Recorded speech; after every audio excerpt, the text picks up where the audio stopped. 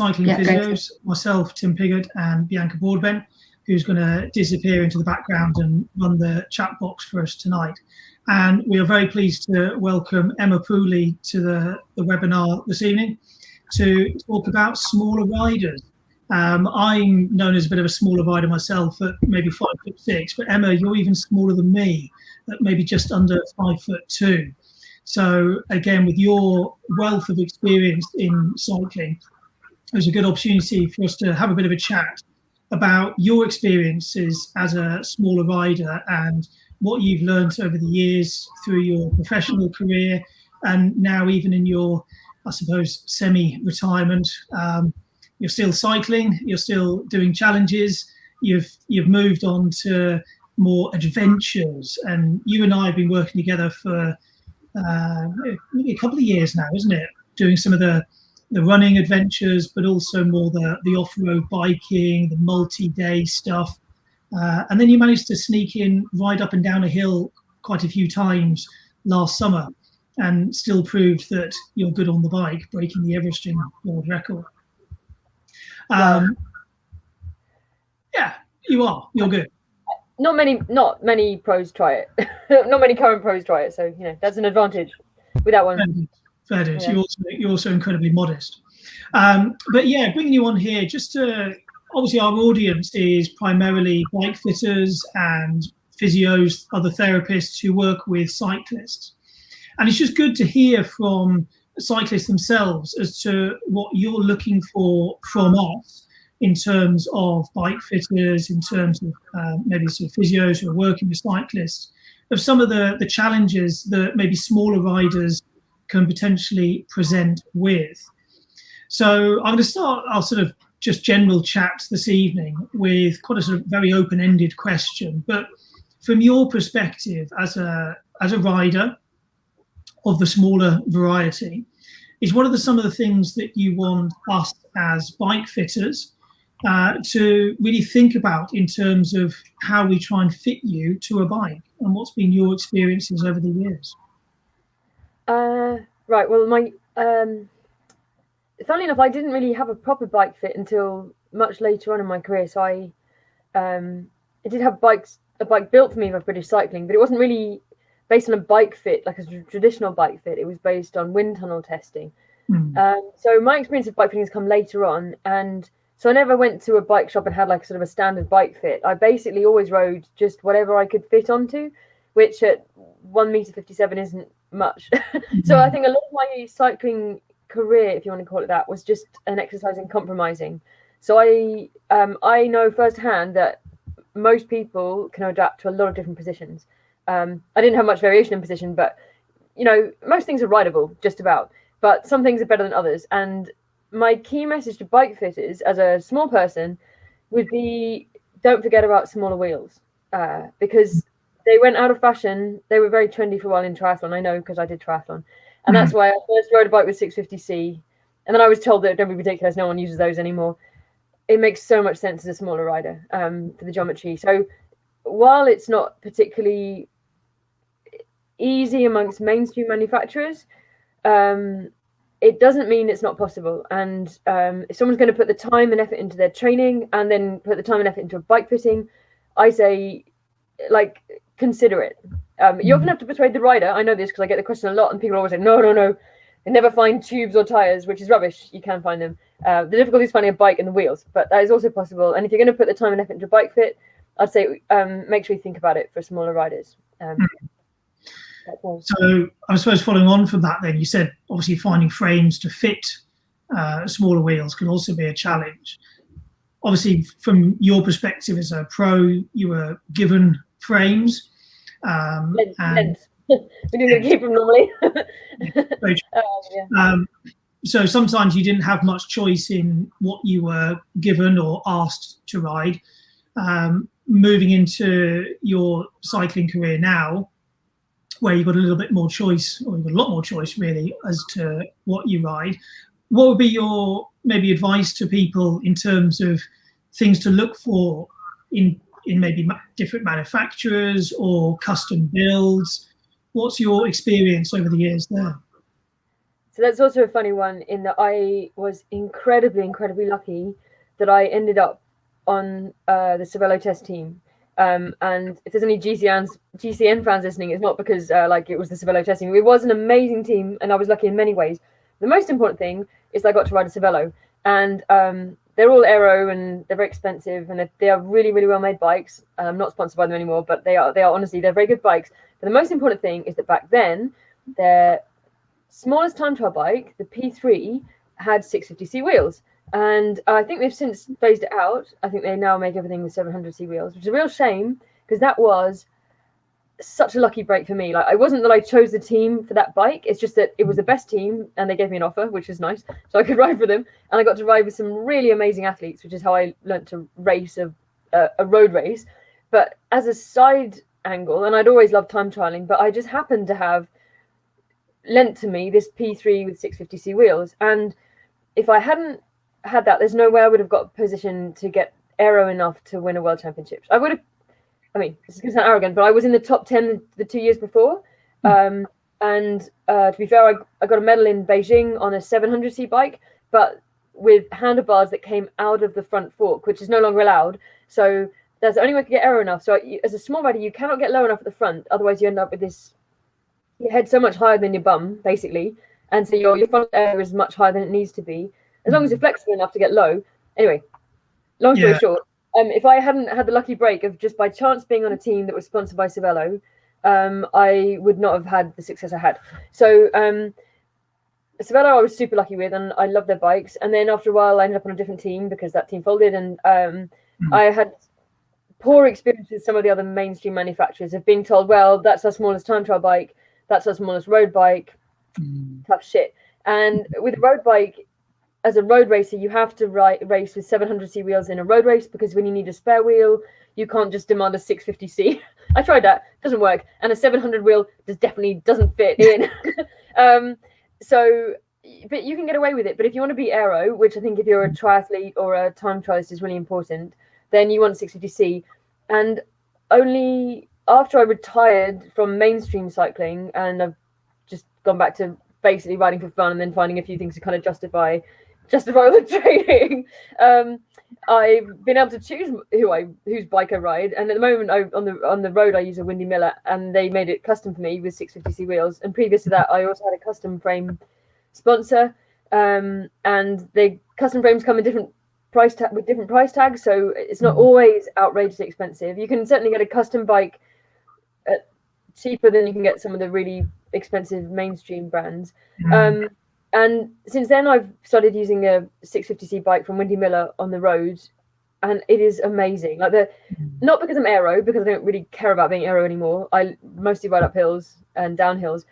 The handling is incredible, and that I never realized, because a time trial bike, you don't really handle much. I mean, I did ride it a lot, but handling wasn't my main requirement. And I'd never really used a road bike with 650C wheels, and it fits. And that's why I'm quite passionate about it, because it makes a big difference to the comfort of the rider. I think the most recreational cyclists, they might care about aero, but it's way more important to be comfortable and enjoy riding a bike. And so that's my experience, is mainstream mixed. And I know some of the mainstream brands now make a 650B sole bike for smaller riders. I'm still a fan of 650C. The wheels are available, custom frames, or if you can find a second-hand bike anywhere with 650C.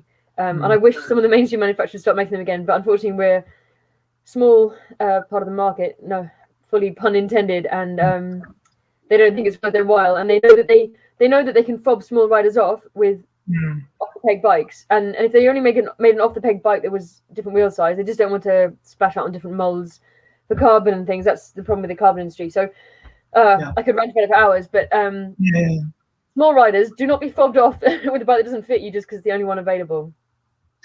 That's it. I suppose that is, it's taken the time to really look around, search around, and as you say there, potentially get a custom build frame, which may not actually be more expensive than an off-the-shelf frame if you do your research. And absolutely, like you said there, is comfort will always beat aero, because if you might get aero, but if you're not comfortable, you can't stay there and you can't put the power out. So, comfort really is important. And then, I mean, there's a simple geometric consideration. There's the small body, and it's normally the length of the top tube. It's not about being able to reach the pedals. So it's not the stack height. It's not the height of the saddle that's the problem. It's that, if you've got two big circles, you can only move them so close before you run out of space. And small riders will be totally used to having their foot in the front wheel. I mean, that's easy. We can cope with that. It's the fact that my stem was always the shortest I could get, so I could reach the handlebars, and I had spent hours setting the handlebars up to get them as close as possible. And the front end of my bike was always wiggling. I can't, find it really hard to ride in hands because it's not very stable at the front. And so it's frustrating because because of the mass production. Sorry, light bulb gone.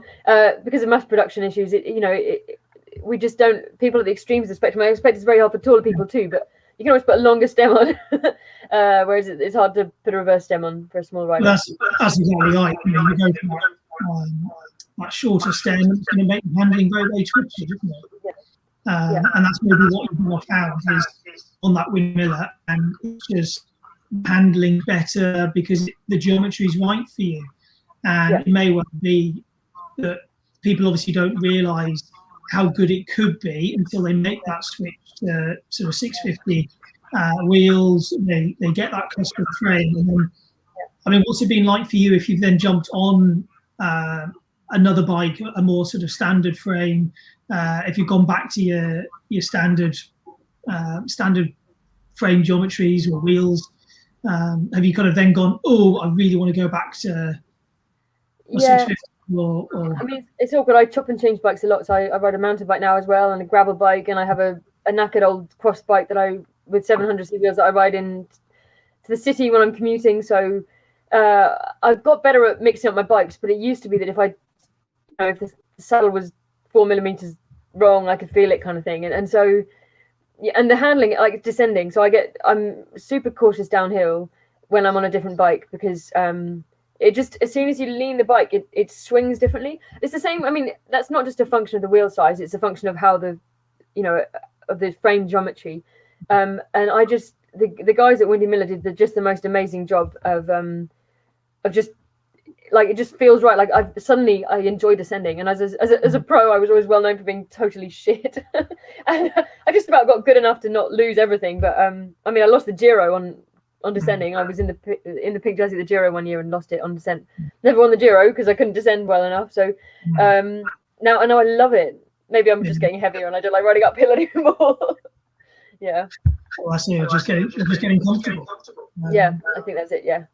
And so for me, when I really feel it is when I lean the bike and then you like the cornering, the tightness of the cornering, depending. I guess it must be wheelbase and where the weight is, but the smaller wheels you can definitely feel it. Yeah. You mentioned the front end. Yeah. So another quick thing I'd say about another quick thing about the smaller wheels and the bike handling geometry, and the thing that also makes a difference, the toe crossover with the front wheel is fork brake, and a lot of off the peg bikes come as standard, frame and fork, and it's not that easy to find a different fork. And it was actually quite hard to source a 650 fork for my road bike. We found in the end, but there isn't much choice in fork brake, and that's really frustrating as well because you can obviously change the toe crossover, but also the handling of quite a lot by changing the fork brake and the trail. And I still have to check the diagram to remind myself how that works, but luckily I didn't have to decide. Someone told me. So I wish, if there's any bike manufacturers watching this, I wish they'd crank open some new molds for different forks. In the old days, apparently it was great. Someone just hammered out a steel one for you in whichever shape you wanted, and that was that. Yeah. You mentioned about the front end, and you had playing around with the handlebars closer to you. Have you tried different handlebar reaches, and what's been your experience with different grips, different sort of brake levers, hood positions, hood types? What have you played around over the years? So you can make a huge difference on the handlebar. So for a couple of years actually, I mean, I was always pretty stretched out, but just because I'm so short. But for a couple of years, I was more stretched out than I needed to be because I didn't realise how much of a difference you can make by rotating the handlebars down and away from you and moving. So I always have essentially the bottom of the drops is horizontal because that feels safe to me downhill.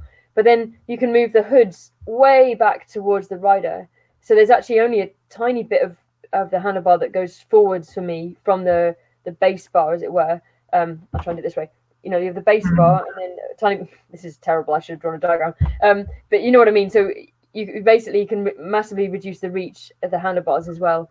And when a team mechanic, who was the world's best mechanic, worked out how to do that or set it up for me properly, it's made a huge difference. That can compensate for a lot. But again, I've never actually stopped to think whether that's equivalent to shortening the stem in terms of how it affects the handling. But it's always worth those details with the setup can make a really big difference. You can make 5 centimeters difference to the reach just by moving the hoods backwards on the handlebar.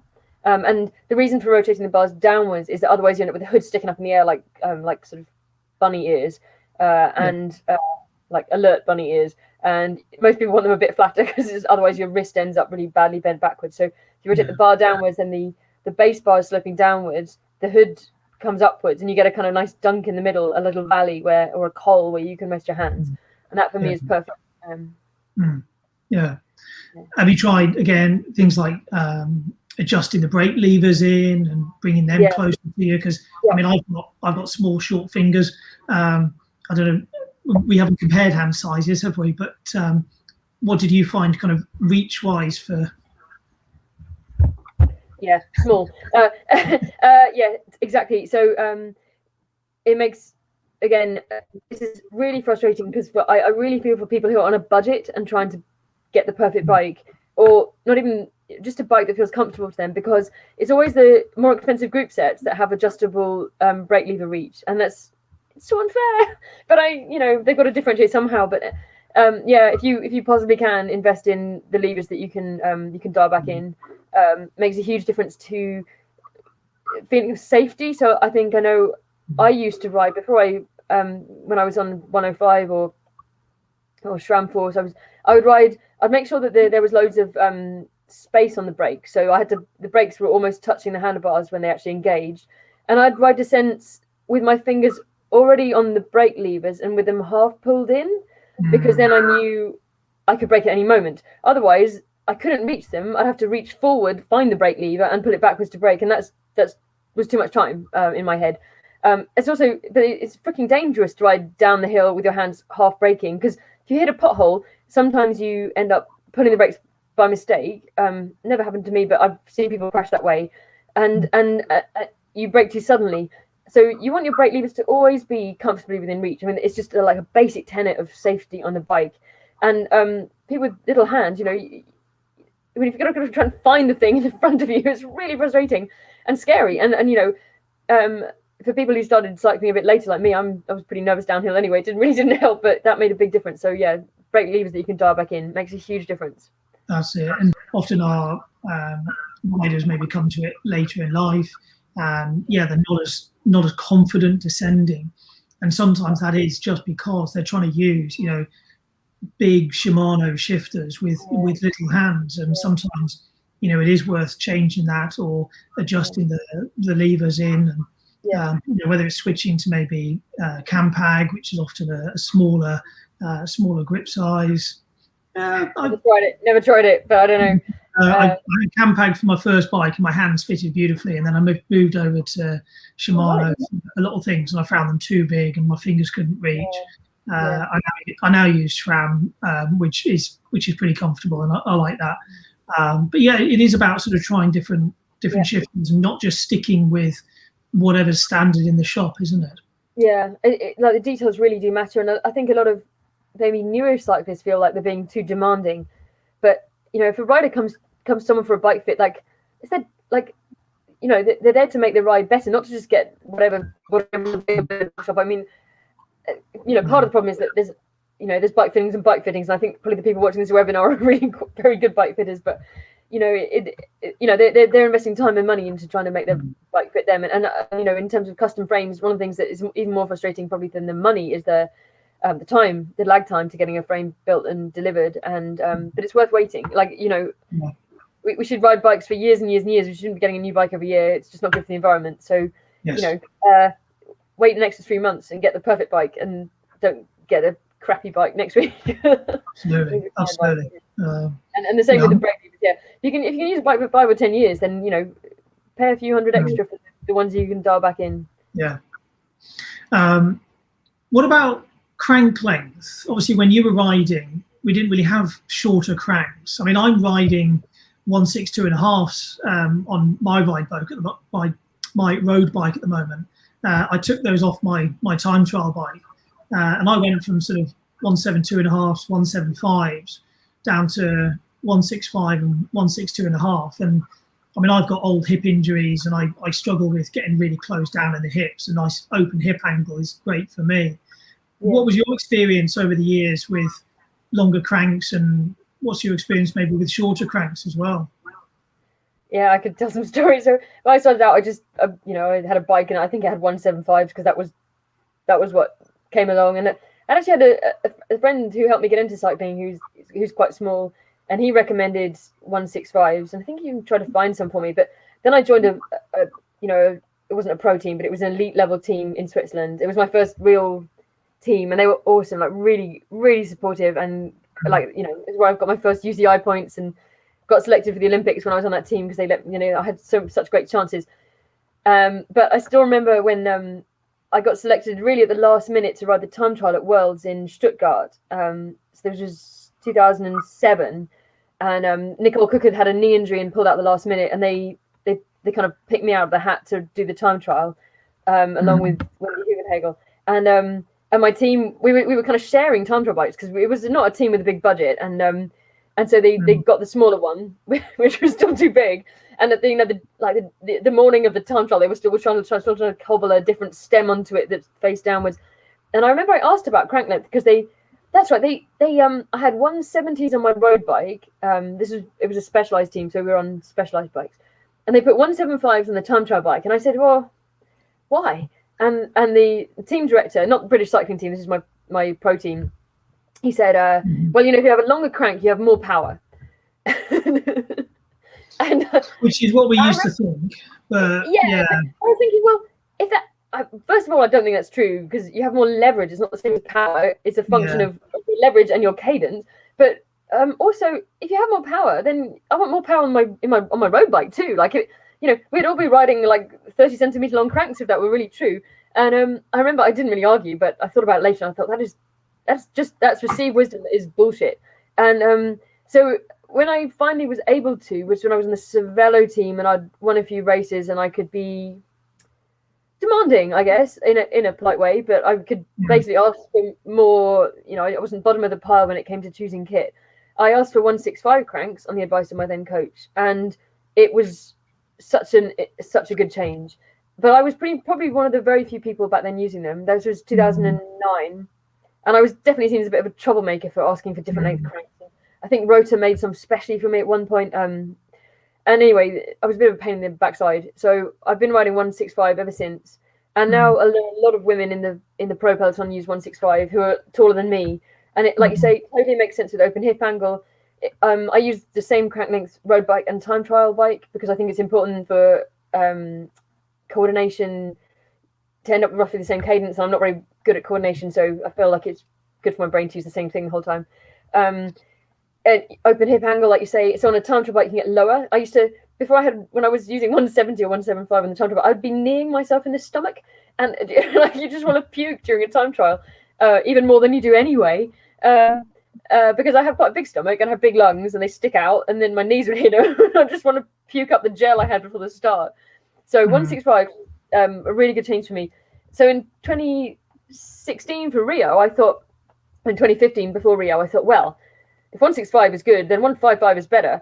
And I thought I would try going even shorter, because the scientific evidence is that the length does not matter as long as you can adapt to it. So you have less leverage with a 155 crank, but it's easier to produce a higher cadence, because for a higher cadence, the same foot speed, and it's muscle contraction controls foot speed, etc. So I'd read the evidence, and I thought, well, it makes more sense. I can get lower with a 155 crank, because this whole stoic thing. And so I tried, and again, Rota made me a special crank, bless them. I could not adapt to it. So I don't know if I didn't do enough riding to develop the coordination, or I did have a bit of a shitty year generally. Like I was knackered all year. I think I'd overtrained the year before. So who knows? But I didn't have a good year. I'm not going to blame the crank, but shorter is not better. But smaller riders should definitely consider anything between a 150 and a 165, I think. That was a very long answer to a very simple question. Sorry. No, but it shows the experiences that you went through. At the time they weren't so available. But now they are more common. It can be harder to have very short planks, but it's something that's worth exploring. And like 165, 165 I think is pretty generally available now. I heard a friend of mine, a male friend who's much taller than me, has started using 165s because he's got a dodgy hip or a back or lower back or something, and he's like, well, I'm just not as flexible, so it leaves the hip angle a bit more open. So I think maybe that's why they're more available. It's not for short people, it's for older riders with less mobility. Well, there is that as well. Okay, I don't know, Bianca, if there's any other sort of questions that are sitting in the chat box. I know you had a couple of other ones. There was one earlier about which we sort of covered regarding access to kit, but what's this one here? So saddle fit for smaller riders, particularly those at risk of pelvic pain. Again, have you had much of experience maybe trying different saddles? And again, part of the package of being a pro, but what do you want to share in terms of pelvic issues and saddle choices and what to look for there? So firstly, saddle choice is very personal, and just because you're shorter doesn't mean that your sit bones are smaller or close together. And I just think it's very personal what saddle people go for. But one thing to bear in mind with a smaller rider is that they're often rocked forward more, so their upper bodies tip forward more because of the reach issues, and that means it's harder to rotate your pelvis backwards. So it's harder to actually sit on your sit bones, your ischial tuberosities, I think they're called. I did that in anatomy last term. I've already forgotten it all, but it's harder to sit on them, and it's easy to end up sitting on the soft tissue at the front of your genital area, which for both men and women is not a good place to be sitting at all. Even if you can put up with it while you're riding, it causes pain afterwards, pain urinating, and long-term damage potentially. Just don't sit on that bit. It's not designed for sitting on. And so I always used to saddle with a cutaway because it meant that when I did rock forward, because I was mostly on bikes that were compromised fit-wise, I was at least always sitting on the sides of my genital area, not in the middle where I just didn't want to be sitting. I don't know, we haven't done that bit in anatomy yet. I don't know the official word for it, but I don't ever want to be sitting in the middle. So I had a cutaway. I used an SMP former, which has got a cutaway all the way along the whole length of it. And for time trials, I used the Adamo ISM, which was actually initially developed, I believe, for men with prostate problems, but essentially meant it's like a two-pronged saddle, and they now exist for triathlon as well from other brands, very similar design. And again, the first time I saw the saddle on someone else's bike, one other person was using it, and I said, that's the saddle I need for time trialing, because I want to be able to sit right on the front of the saddle without sitting in the middle of my genital area. And everyone laughed at this saddle. Like they're not pretty, but I don't care. I'm going to be sitting on it. And then I got a silver medal in the Olympics, and people stopped laughing. And now a lot of women, especially, use them in time trials and for triathlon. So I would say saddle choice is personal, but for people who are maybe have never considered trying cutaway, they should always try one, because for some people it's life changing on the bike. It was for me. And the consideration of maybe needing a longer cutaway, a longer channel in the saddle for smaller riders, because they're going to be potentially rocked forwards more a lot of the time.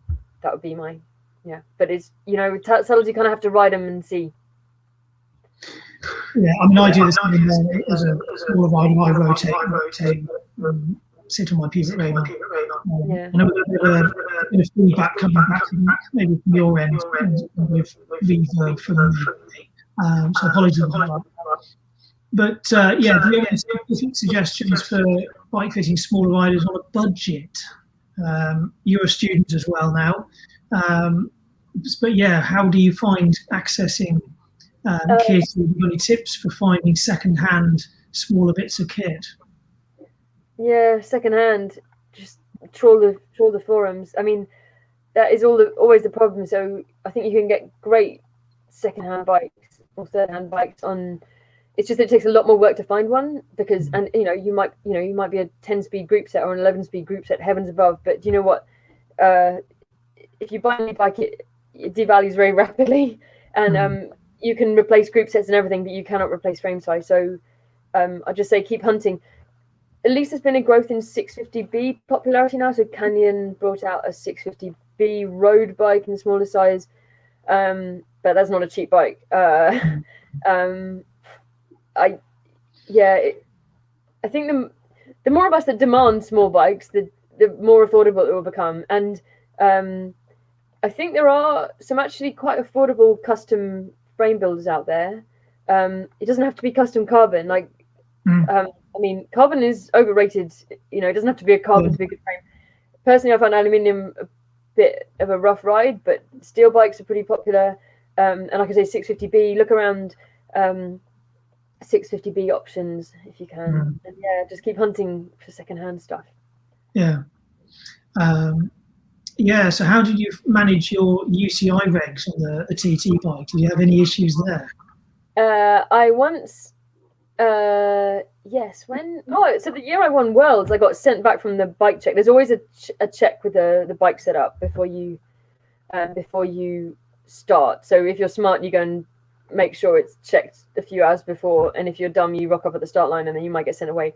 But in Geelong, when I was in quite good form, they sent me back because of the rules are a joke. Like, the UCI is supposed to be for rider health, and it is a total joke. And basically, as a small rider, you have an exception to the rule. I don't know what the rules are anymore, but in those days, the tip of the saddle had to be at least 5 centimeters, I think, behind the bottom bracket, center of the bottom bracket. And as a small rider, they never defined what small was, but as a small rider, which I definitely was, but I think a load of quite tall people relative to me got away with the same rule. You could have your saddle in line with the bottom bracket, as long as your knee was behind the pedal axle when your pedal was at 3 o'clock, if you can understand what I mean. But you can always make sure your knee is behind the pedal axle by putting your ass right at the back of the saddle. So you go to the bike fit, you sit at the back of the saddle, they say, oh yeah, great. They get the plumb line out and they measure where your knee is and they look where the pedal axle is and they send you back again. And then when you actually race, you sit right on the front of the saddle and you don't give a shit where your knee is, because at that moment you're racing for hopefully a world championship title and you don't care about knee pain 10 years later. And anyway, it probably makes piss all difference to where you're to knee pain. So the regulations were a joke. You could always fudge the bike measuring by just sitting in the back of the saddle. But I do remember turning up to a measure in at some, they weigh their bike as well, obviously. They some measuring at some time trial somewhere, and the Italian commissaire is like, "Ah, è la piccola," and they're like, so they basically call me tiny. I learned the Italian for small quite early. Yeah. How did you find finding fast 650 wheels, or did you have to go custom? I know you've had some custom wheels. So I was lucky. So custom wheels are not really a thing unless you want hand-built steel wheels, because I mean they are a thing, but it's actually in some ways harder than a frame, because you need a mold to make a carbon wheel. And so I was again lucky when I was on the Sabello test team. We also had Zip as a sponsor initially, and Zip at that point still made a 650C, so I had great wheels. Dimples notwithstanding, they don't make any difference. But then it changed to the Garmin team. We still had Cervelo, but we were sponsored by Mavic. They wouldn't let me use the 650 wheels. So I once went all the way to California for a time trial, and they made me ride a D-badge Zip disc and a 5-spoke track wheel at the front. If you ever tried riding a 5-spoke outdoors on a windy day, it wasn't even very windy. I nearly went off the road. I couldn't use the aero bars for most of the ride because I was getting blown sideways so much. Yeah. So that was a very bad experience, especially after going all the way there and not doing very well. But now there are a few small producers who make 650C wheels, and I work with one of them. So one of them makes 650s because I went to him and asked him to make 650C wheels. and he sells them to anyone. So you don't have to be me to get them. And they're beautiful wheels. Yeah, GSS Vito he's called, and they are beautiful wheels. I mean, they're not the cheapest wheels, but they're carbon and they're designed specifically for smaller, lighter riders. So lower drag, wider rims. They're actually tubeless ready, but no one makes tubeless tires in 60cc yet. But beautiful wheels, and they're not definitely not the most expensive. They're just beautiful quality. But yeah, they're not like secondhand prices. But the more of us that buy them and then sell them on. Yeah, and if anyone's particularly needy and worthy, then he sponsors people. He was generous enough to sponsor me a few years ago. So yeah, I think that sort of follows on from what you were saying there about the California, is that, you know, sometimes you'll see pros in certain positions on certain bits of kit, and it's not the pro's choice. No. Something that, you know, you want to try and emulate in any way, shape, or form. No. You know, I mean, I think you asked me beforehand. Should amateurs or recreational cyclists try to emulate pro positions? And I think, well, pros shouldn't try and emulate pro positions. So, I mean, first of all, position is very personal, and you never know when you see a pro. Well, I mean, you can tell with some. So, you know, Geraint Thomas or Bradley Wiggins or Kristen Armstrong, they've had Tony Martin. You know, they've put their national federations, and they have put hundreds of thousands of pounds and many hours into developing a position, checking it's safe, wind tunnel testing it, and training in the position. But other pros, you don't know whether they've just been shoved on that bike that morning. A lot of them have, or whether whether they actually want to be riding that bike, that kit, that position. More and more federations are helping out their top time trialists. So I know Switzerland do. They'll all invest quite a lot of money in the person they think has got a good chance of getting a medal at the Olympics or World Championships, because that's how funding works for national federations. But most individual riders don't have the money or the resources or the time to go and do a wind tunnel test. Of course, if you're smart, and I know recreational cyclists, I've got a friend who works at Google who's a total data geek, and he has done his own aero testing, not with a wind tunnel, but just riding up and down the same bit of road, measuring his CDA, and cool. But don't just, you know, even two people who are exactly the same size and height, they wouldn't ride the same position because they've got different flexibility. So, you know, yeah. No, absolutely.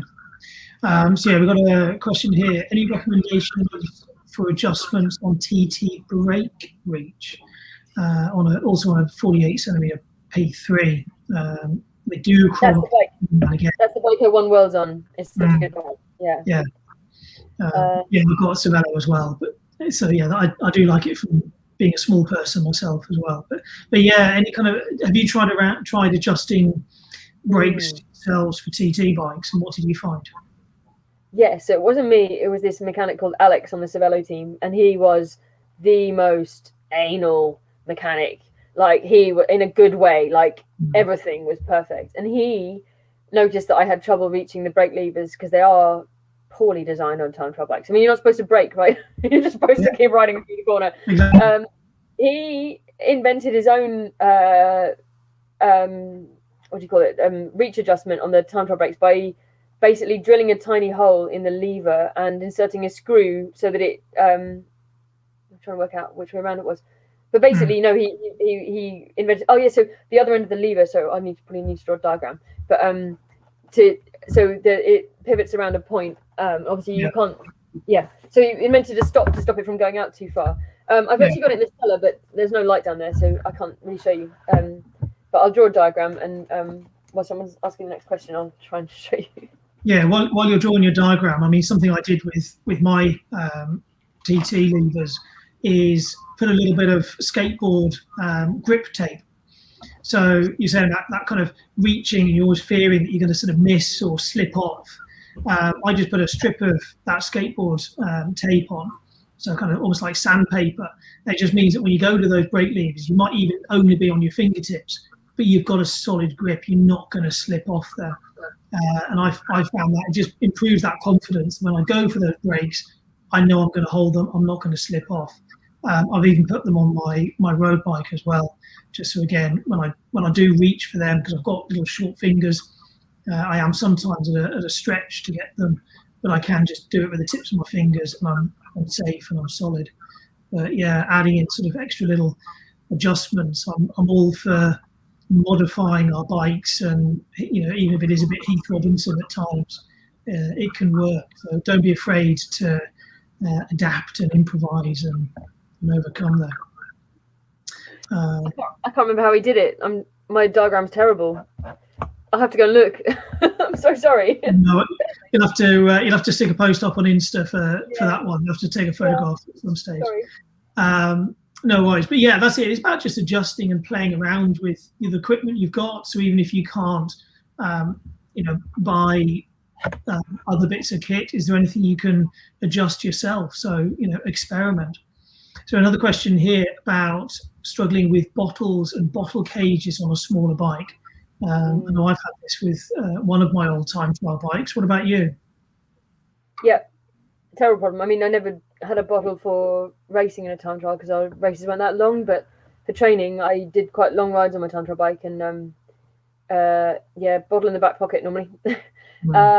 But it's even a problem on a road bike, and now that I'm more into kind of adventure stuff, and you can forget having a frame bag because there's no space for a water bottle anymore. So if you don't care whether people think you're a triathlete or not, the bottle cage behind the saddle is good for really long rides because you can fit 2 huge bottles in there. Just don't forget, if you try and leap on the bike moving, that you need to get your leg pretty high to clear the bottles. I found in a triathlon once when I fell off at the start of the bike trying to do a flying start. Many people, and even the pros have done that. And you can get bottle cages that have only closed on one side, and they have a side opening. So rather than having to pull the bottle up and out when you generally hit the frame, you can pull it sideways and out. They're slightly less secure, obviously, and occasionally you'll lose a bottle on a descent or on cobbles. If you don't mind stopping to go back for it, it's fine.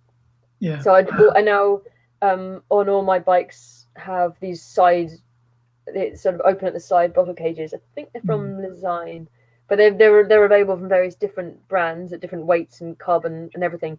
And if you do have the problem that the bottles then fly out, you can do the same that you were saying with the skateboard tape. Put that on the inside of the bottle cage. Of course, that makes it quite hard to get the bottle out sometimes. But the side-opening bottle cages are great. And because I'm very right-handed after doing my collarbone 10 years ago and never doing my rehab properly, I can't actually. It's awful, but I'm so mal-coordinated left that I almost can't drink with my left hand. I feel it's really difficult. So my bottle cages are all open right, which makes me even more right-handed. But you can actually choose that when you order them. You can order them one side left, one side right, or the other way around. And Okay, another question here. So, was your success in TTs down to Uber FTP, or down to how aero you were? Well, as the questioner surely knows, it's a combination because you can have all the power in the world, but I wasn't successful in all time trials. So I wasn't actually that good. I mean, I wasn't the worst. In the London Olympics, I was in pretty good shape, and I was 6th, but I don't think there's any way I could have won on that course, to be honest. What I needed, for me to be good at a time trial, I needed corners or climbs. It didn't have to be a mountain, although that was better, but short climbs, anything where, and with corners, obviously, you have to, if it was a corner you had to brake for, then you have to re-accelerate after the corner, and then power to weight is important again.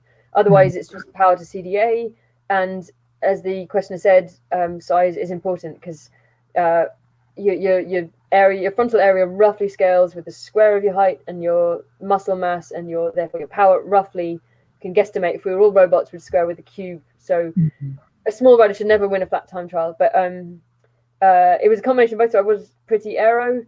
The time trials where I did well, I was just super lucky that Beijing had it was just up a big climb and down a descent. It was just incredible stroke of fortune that once every 4 years that was where I happened to just about get selected and get a chance to start. And then Geelong, where I won the Worlds, wasn't mountainous because it's near Melbourne. There are no mountains, but lots of like 2 or 3 short, sharp climbs. And I was in pretty good shape that year. That's it. Yeah. So it's not just about being small and aero. You still got to have the power as well. But we do make nice drafts. We're no good for the people. But I take so much pleasure in it, like revenge. So when I used to train, I mostly like riding in the mountains, but I used to train every winter in Australia because I've got family in Perth. And Perth is I love Perth. Hello to all my lovely friends in Perth. Perth is flat and super windy and hot. And it was good for me because I had to learn to ride in a bunch. These horrible bunch rides early in the morning, like 5:30 in the morning. And it's like a road race, but with open roads and huge crosswind. And if you don't sit in the right place and just hang on for dear life and pull a turn, then you'll be dropped or crashed. But once I got strong enough to really ride those rides, I really enjoyed them. But I used to get really sneaky. And if there was someone I didn't particularly like in the group, I'd make sure I was in front of them so they got a really shit draft. So when I got smart enough, I would jump into the line right in front of the person who annoyed me. And I knew they were getting a shit draft the whole time. My small revenge. So yes, small feet. Yeah. And your recommendations for small shoes. What have you tried? So I'm size 38, 39, depending on. That's like a 5 in the UK. So not mini. I know that people with even smaller feet have real trouble. I've got a friend here who's going to soon inherit a pair of my custom shoes from many years ago that were custom made way too small. So I once had custom shoes from Bont, but I never wore them because they measured my feet and then made the shoe exactly the same size and shape as the foot, which didn't leave any space for an inner sole or a sock or moving your toes, and so I couldn't wear them. I was actually fine with off the peg shoes. I thought first Specialized because I'm on a Specialized team, and then I used DMT and I loved them for years. Really good shoes. And now I use Specialized shoes that are a bit too big for me, but I love the off-road shoes. The gravel shoes are super comfy, and I mostly ride off-road now. The thing I would say is that small shoe lasts are apparently... I found I could never get the cleats far enough back, so I use Speed Play generally, and I couldn't get the cleats far enough back, so I use the Speed Play adapter plate, which is a metal plate. It adds quite a lot of weight in exactly the worst place. You do not want that extra weight on your foot, but it's better to have the cleat in the right place. So I like to have my cleat as pretty much as far back as possible, which means you have more toe crossover with the front wheel, but it's so much better for power transfer and for it's just better. Tell me why it's better, Tim. Yeah, and there are some now that actually give us that sort of mid-foot cleat placement as well. Okay. Any recommendations for cyclists who want to get better arm and upper back neck strength to again help it improve and control the bike? I mean, you do, obviously we do a fair bit of S&C, or we're supposed to be doing a bit of S&C. I do. So I don't do the same S&C as I did when I was a cyclist. I do more stuff now for injury prevention for running. But I had a standard session that British Cycling, or actually the EIS, the English Institute of Sport in Manchester, they set me 2007 when I was longlisted for the Beijing Olympics, and British Cycling come to Manchester, and they did everything in a day. And this lovely S&C instructor who gave me this session, which involved a Swiss ball, like one of these things that I now sit on. And it was so hard. I just fell off one of these. I just fell off the ball, and I couldn't do this session at all. It was so hard, and so I went away and practiced it and learned to do it. And it's a dynamic core session, which is like planks, but moving planks with your feet on the ball, or elbows on the ball and feet on a bench, and very dynamic. So all movement. And when your feet are on the ball, I use dumbbells that roll sideways, so my hands would be not press up style, but hold like this. And so I ended up with quite strong arms and core from that, and chin ups. So hammer grip chin ups. I used to be able to do a few. I've got a bit weak and heavy, but it's kind of hard to describe those exercises just like this. I could show you, but it would be embarrassing, and I've just had dinner, so it would be a mess. But I actually, not a great one for promoting GCN, but I did make a couple of core videos for GCN with exactly that session.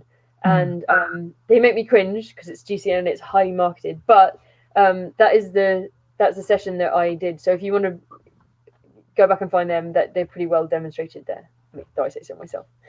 It took me 20 times to get the script right, but that's all good. On my personal YouTube channel, I've got a few. So I'm going to make them with Tim. Yeah. So yeah, if you just search for me individually, not the Cycling Physios channel, there's a few videos on there. So maybe put some links into this one later on, just give you some ideas you can have a play with. A couple more questions and then we'll let you go. Do you have any trouble sort of bringing up enough power to get out of clipless pedals? Sometimes feel like don't bring in enough weight. So I do when pedals are new. I think that's hugely dependent on pedal system. New pedals are sticky. I generally ride my pedals until they're falling apart, or the cleats until they're falling apart. So it's more a problem with speed play that they stop clipping you in rather than letting you out. I would say I did used to have a problem with SPDs. I hate them. I'd snag in them, but I'd say try other pedals. But it's a really expensive thing to go out and try lots of different ones. I'm sorry. If you can borrow some of a friend, try those.